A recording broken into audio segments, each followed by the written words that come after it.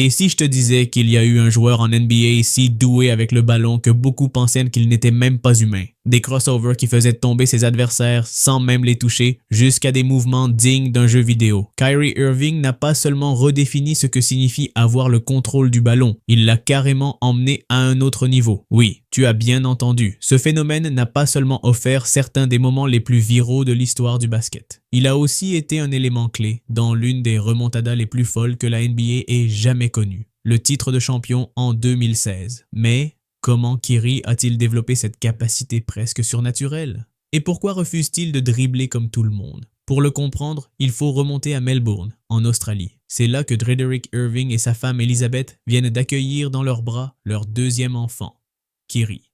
Drederick, une légende universitaire dont le maillot a été retiré à Boston University, jouait alors en professionnel en Australie.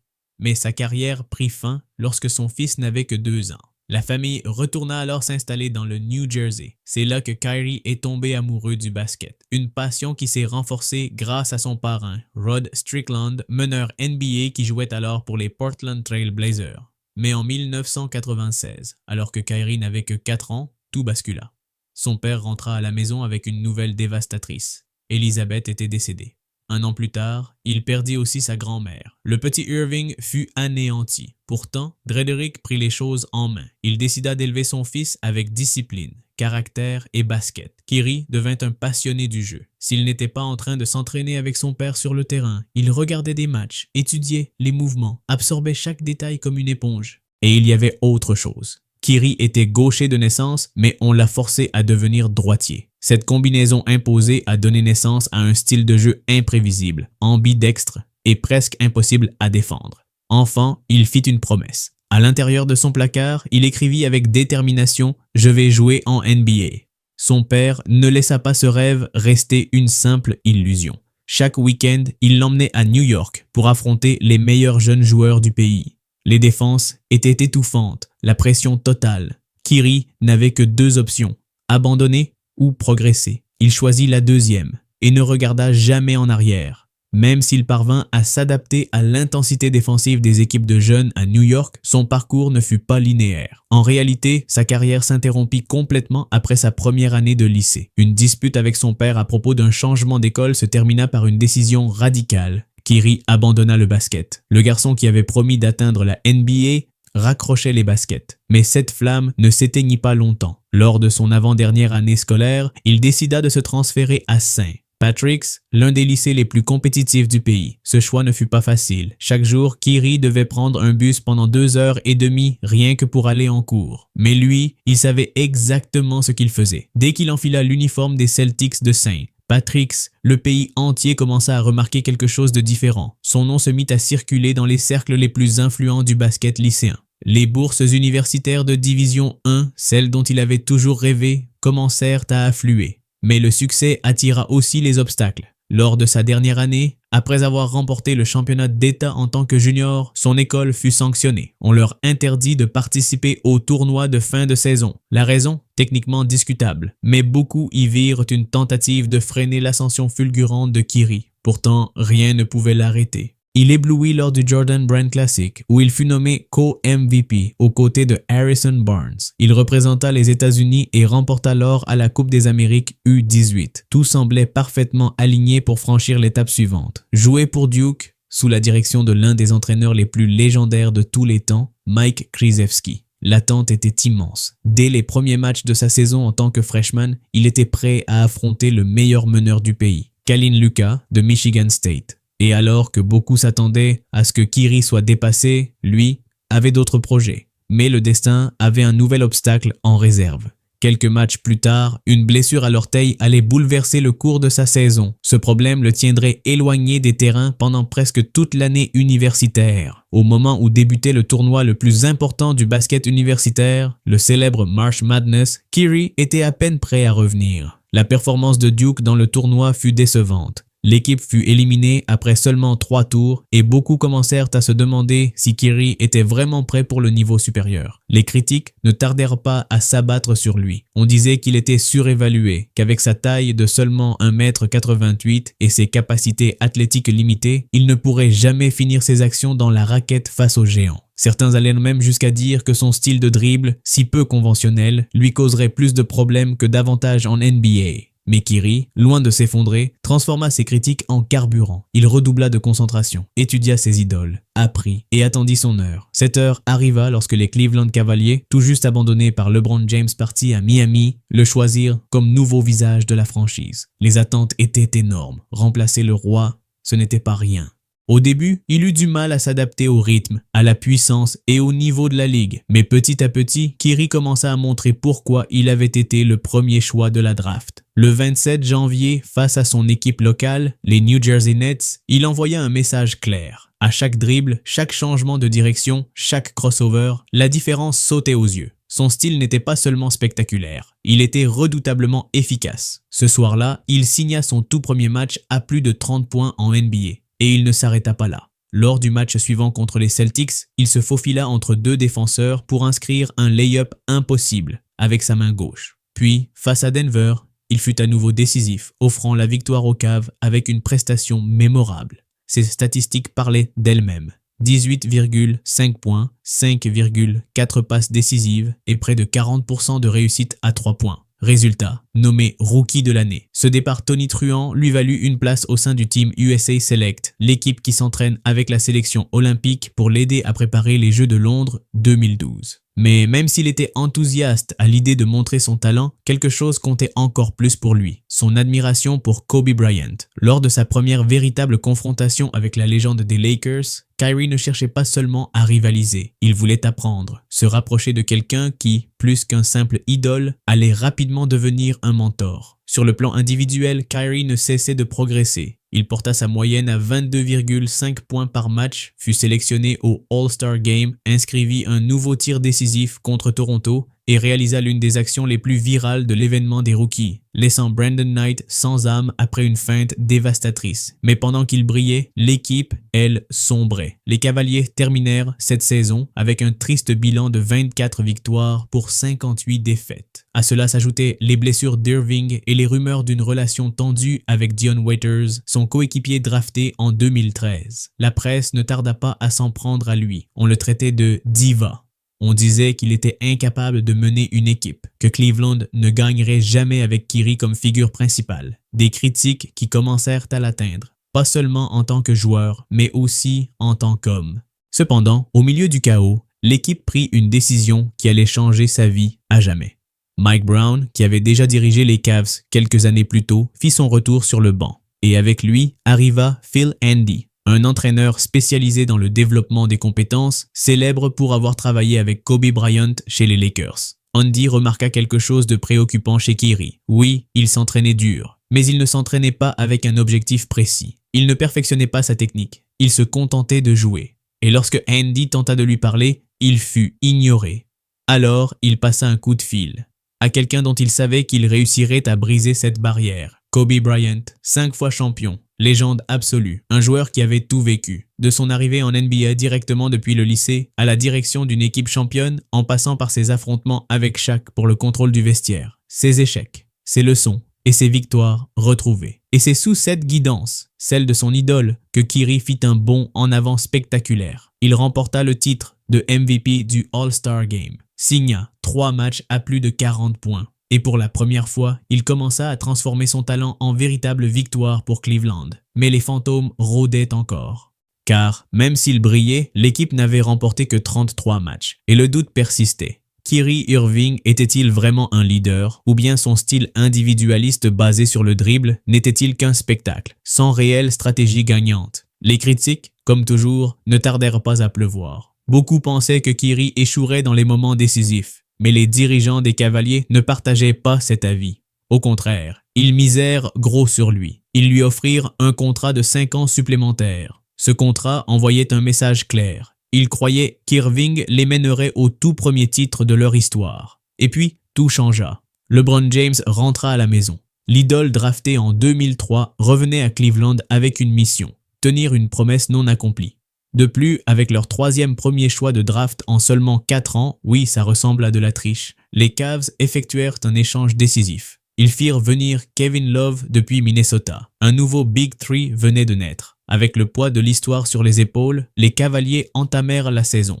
Et même si LeBron était clairement la figure centrale de l'équipe, Kyrie n'avait aucune intention de rester dans l'ombre. Lors d'un match contre les Spurs, Irving livra une véritable œuvre d'art. Tout au long de la rencontre, il attaqua sans relâche. Il brisait la défense avec ses changements de rythme, s'élevait pour des tirs impossibles et terminait avec des lay-ups acrobatiques. Mais le meilleur restait à venir. Alors que les Cavs étaient menés de 6 points, Kyrie prit le contrôle total. En prolongation, il fit quelque chose qui laissa tout le monde sans voix. Il inscrivit 57 points, son record personnel. Il arracha littéralement la victoire de nulle part, uniquement grâce à son talent et à son contrôle du ballon. Et ce n'était pas qu'une soirée d'exception. Cleveland termina la saison régulière avec 53 victoires, s'assurant la 2e place à l'Est. Mais en play-off, les choses commencèrent à se compliquer. Au 2e tour face aux Bulls, Kyrie se blessa au pied. Avec la série menée 2-1 contre eux et LeBron sauvant le 4e match à la dernière seconde, l'état d'Irving ne faisait qu'empirer. Avant le 5e match, il décida de demander conseil. À qui? À Kobe, évidemment. Malgré la douleur, il parvint à inscrire 25 points décisifs. Mais la blessure était trop grave. Il manqua les matchs 2 et 3 contre Atlanta. Une décision difficile, mais nécessaire. Il voulait être prêt pour le moment qu'il rêvait depuis l'enfance, les finales NBA. Et il y arriva. Mais dès le premier match, face aux Golden State Warriors, le destin se montra une fois de plus cruel. Sur une action fortuite, son genou heurta celui de Klay Thompson. Il tomba immédiatement, incapable de se relever. Emmené au vestiaire, le diagnostic tomba. Fracture de la rotule. Cleveland ne perdait pas seulement son meneur, mais aussi Kevin Love, déjà absent depuis les tours précédents. Les espoirs s'effondraient. Écarté des playoffs à cause de sa blessure, Kyrie n'eut d'autre choix que de regarder depuis le banc les Warriors démolir ses Cavaliers et être sacrés champions en 2015. Un coup dévastateur. L'un de ces moments qui marquent à jamais. En quête de réponse, il se tourna une fois de plus vers son guide spirituel dans le jeu, Kobe Bryant. Et c'est ce que Kobe lui dit après leur dernier affrontement en saison régulière qui alluma une étincelle en lui. Les Warriors avaient commencé cette campagne avec 24 victoires consécutives. Steph Curry avait été élu MVP à l'unanimité. Et pour couronner le tout, Golden State avait battu le record des Bulls de Jordan, 73 victoires en une seule saison. Kobe savait que la montagne que son élève devait gravir était presque infranchissable. Et lorsque Cleveland retourna en finale pour un nouveau duel contre les Warriors, ces derniers ne firent aucun cadeau. Ils prirent une avance de 3-1 dans la série. Aucune équipe n'avait jamais réussi à revenir d'un tel déficit. Kobe avait-il raison ou pas? Kyrie, aux côtés de LeBron James, une superstar qui dépasse toute définition, refusa de se rendre. Ils étaient déterminés à réécrire l'histoire. Avec son contrôle du ballon inégalé, Irving commença à martyriser la défense adverse encore et encore. Mais c'est le leadership de LeBron qui maintint l'espoir en vie. Tous deux inscrivirent 41 points lors du 5e match, 82 points combinés. Jamais on n'avait vu cela dans un tel contexte. Et l'histoire ne faisait que commencer. Lors du 6e match, LeBron réitéra l'exploit avec encore 41 points. Kyrie en ajouta 23 de plus. La série était à égalité. Tout allait se jouer le 19 juin 2016. Le 7e match fut une bataille épique. Aucune des deux équipes ne parvenait à creuser l'écart. Le score resta figé à 89 partout. Chaque possession était une guerre. Chaque seconde, une éternité. Jusqu'à ce que Kyrie demande le ballon. Et avec un calme absolu, il dribbla Curry, s'éleva et inscrivit l'un des tirs à 3 points les plus emblématiques de l'histoire. Le tir qui scellerait le championnat le plus improbable de la NBA. Après ce moment glorieux vint la consécration olympique. Médaille d'or avec Team USA à Rio. Mais quelque chose, au fond de lui, semblait étrange. C'est pourquoi il décida de se recentrer sur ce qu'il avait toujours sauvé, le basketball. Et ce lien retrouvé avec le jeu le mena vers sa meilleure saison individuelle. 25,2 points, 5,8 passes décisives par match. Et tout cela en prouvant qu'il n'était pas seulement un lieutenant, mais qu'il pouvait aussi mener. Il le démontra clairement lors de la défense du titre. Cleveland ne perdit qu'un seul match durant toute la phase de play-off avant de retourner en finale. Kyrie était à son apogée. Grâce à des performances monstrueuses de leur meneur, comme ses 37 points face aux Pacers ou ses 42 contre les Celtics, les Cavaliers retrouvèrent les finales NBA. Mais cette saison-là, quelque chose avait changé. Kevin Durant, MVP en 2014, prit une décision qui secoua le monde du basketball. Rejoindre les Warriors, l'équipe même qu'il avait éliminée après avoir gâché une avance de 3-1. Avec 4 All-Stars titulaires, Golden State ne fit preuve d'aucune pitié. Ni les 38 ni les 40 points de Kyrie ne suffirent. Les Warriors prirent leur revanche et écrasèrent Cleveland. Après des années à partager la vedette, Kyrie sentit qu'il était temps de mener sa propre équipe. Mais était-il vraiment prêt? Les doutes ne tardèrent pas à surgir. Sa capacité à diriger fut remise en question. Alors, comme toujours, il se tourna vers sa source d'inspiration, Kobe. Ce conseil le mena à signer avec les Celtics de Boston.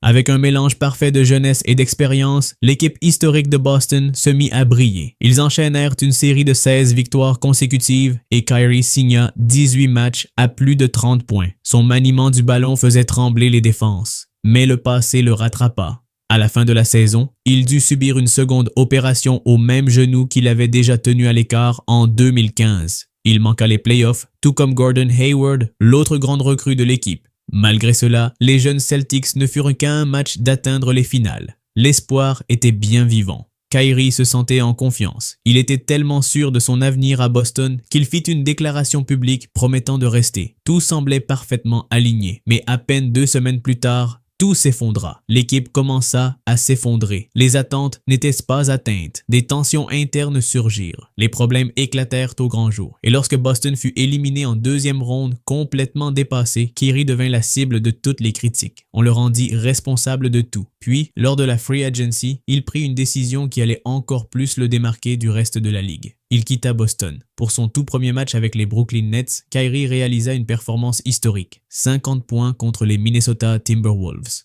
Même s'il manqua le tir de la victoire, il montra dès le premier jour qu'il était là pour dominer.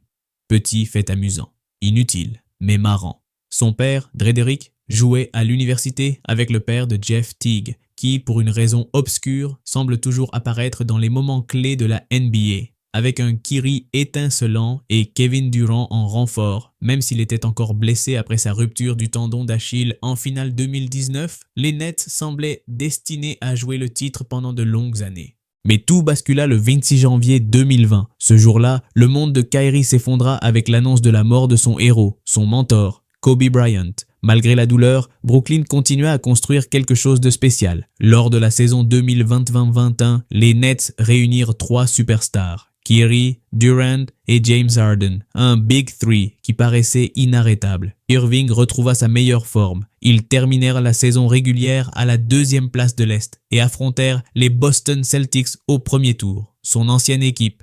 Kyrie répondit avec autorité 39 points lors du match 4, avec une moyenne de 24,8 points sur la série. Brooklyn s'imposa facilement 4-1. Tout indiquait que l'expérience fonctionnait, mais soudain, tout s'effondra. Lors du 4e match contre les Bucks, Kyrie monta au panier, retomba sur le pied de Giannis Antetokounmpo et sa cheville se tordit violemment. Harden était déjà blessé. Durant donna tout, mais son orteil leur coûta littéralement la qualification. Brooklyn fut éliminé et les problèmes ne faisaient que commencer. La saison suivante, Kyrie prit une décision personnelle, ne pas se faire vacciner. Cela l'exclut des matchs à domicile en raison des réglementations en vigueur dans l'État de New York. Les critiques furent féroces. La polémique éclata. Privés de leur trio de stars, les Nets s'effondrèrent. Et en 2022, Boston les balaya dès le premier tour. Kyrie, ironiquement, fut éliminé par l'équipe à laquelle il avait un jour promis de rester.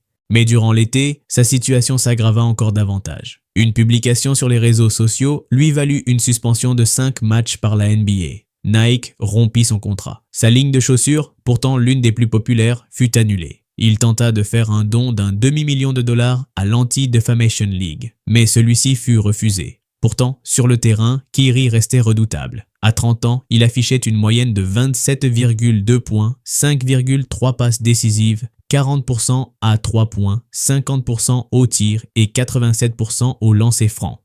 Son niveau restait intact. Kyrie demanda également un transfert. Et ainsi, les Brooklyn Nets l'envoyèrent aux Dallas Mavericks, où il signa une prolongation de 3 ans. Comme toujours, les doutes surgirent rapidement. Allait-il fonctionner aux côtés de Luka Doncic? Allait-il redevenir un problème dans le vestiaire? Mais Kyrie répondit de la meilleure manière qui soit, par le jeu. Même si la saison 2022-2023 fut marquée par les blessures, l'optimisme régnait à Dallas. L'alchimie entre Irving et Doncic commençait à prendre forme, deux talents uniques, et ensemble, ils promettaient de faire du bruit. Mais le changement le plus important pour Kyrie ne se produisit pas sur le terrain. Il rencontra quelqu'un en dehors du basket qui transforma sa vie.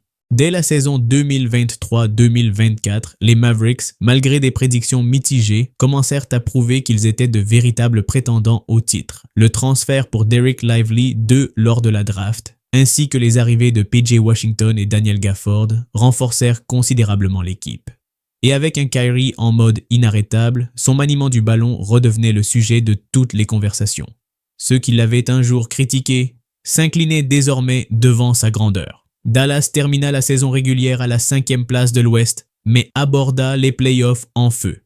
Kyrie inscrivit 30 points dans le match décisif contre les Clippers. Puis, en finale de conférence, il pulvérisa les Timberwolves avec 36 points. Il était de retour là où il avait autrefois brillé avec les Cavaliers, en finales NBA. Avant d'affronter son ancienne équipe, les Boston Celtics, Kyrie prit la parole sur son passage dans la franchise. Il réfléchit, reconnut ses erreurs et montra qu'il avait mûri. Même si les Mavs s'inclinèrent en finale et malgré ses 35 points lors du match 3, Irving avait trouvé quelque chose de plus précieux, sa place. Un but qui se reflète dans tout ce qu'il fait, de sa collaboration avec Anta pour sa propre ligne de chaussures, au message subtil qu'il glisse dans ses interviews, en passant par ce leadership silencieux qui inspire les nouvelles générations, même dans des moments surréalistes, comme le transfert de Luka Doncic. Oui, tu as bien lu. Kyrie est resté calme, toujours concentré sur ce qui compte vraiment. L'avenir, personne ne le connaît, mais une chose est certaine, Kyrie Irving, le gamin du New Jersey, est déjà une figure éternelle, sur le terrain et bien au-delà. Et si tu te demandes, est-il possible de dominer la NBA sans même dribbler? Tu dois absolument regarder cette vidéo sur cette légende que YouTube te recommande.